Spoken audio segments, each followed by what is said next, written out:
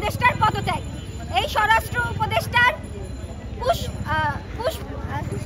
পুষ্পতলিকা দাহ করে আমরা তার আত্মার মাগফিরাত কামনা করি। ধন্যবাদ। আজকে যেখানে দাঁড়িয়ে আছি এই লালমাটিয়ার মোহাম্মদপুরের ঠিক এখানে গত 2 দিন আগে আমাদের 2 শিক্ষার্থী বোন, আমাদের 2 বোন মবের হাতে বিশ্রী ধরনের নিপীড়নের শিকার হয়।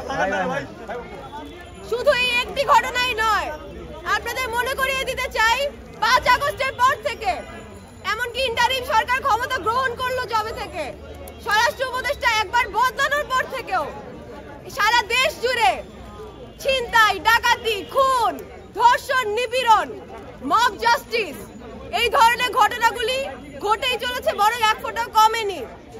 এর মাঝে আমাদের যে স্বরাষ্ট্র উপদেষ্টা জাহাঙ্গীর, তিনি নির্লজ্জের মতো ঔদ্ধত্য দেখিয়ে একদিন রাত 3টায় সংবাদ সম্মেলন করে বললেন যে দেশ ঠিকই আছে।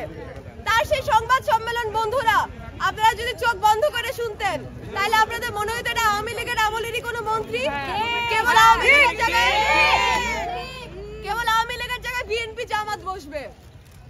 আমরা যে জুলাই গণ অভ্যুত্থানে প্রত্যেকে অংশ নিয়েছি, আমাদের কিছু স্বপ্ন ছিল, আমাদের কিছু আশা ছিল, কিন্তু আমরা দেখতে পাচ্ছি এই অভ্যুত্থানের পর আমরাই যারা সেখানে সম্মুখ সারির সহযোদ্ধা অংশগ্রহণকারী ছিলাম, আমাদের যে বিন্দুমাত্র নিরাপত্তাটা নিশ্চিত করার দায়িত্ব ছিল এই সমন্বয়কদের, এই রাষ্ট্রের, এই উপদেষ্টাদের, তারা তা এক ফোঁটাও করতে পারেনি। আন্দোলনে মেয়েরা ছিল ফ্রন্টে, অথচ অভ্যুত্থানের পরে আমরা কি চিত্রটা দেখতে পাচ্ছি সমানে মেয়েদেরকে কর্নার করে দেওয়া হচ্ছে, মেয়েদের কোনো অবদান কোথাও যেন নাই।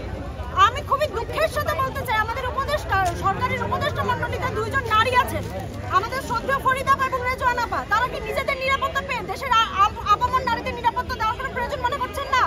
তাহলে আমরা গভীরভাবে তাদেরকে তীব্রভাবে তাদেরকে ধিক্কার জানাচ্ছি। আমার ক্ষোভটা এখন স্বরাষ্ট্র উপদেষ্টার উপরে, বিকজ উনি সমস্ত ঘটনা পুঙ্খানুপুঙ্খ রূপে জানেন। উনি মিথ্যাচার করেছেন এবং এই ঘটনাটাকে উনি ধর্মের অপব্যবহার দিয়ে ঢাকতে চেয়েছেন।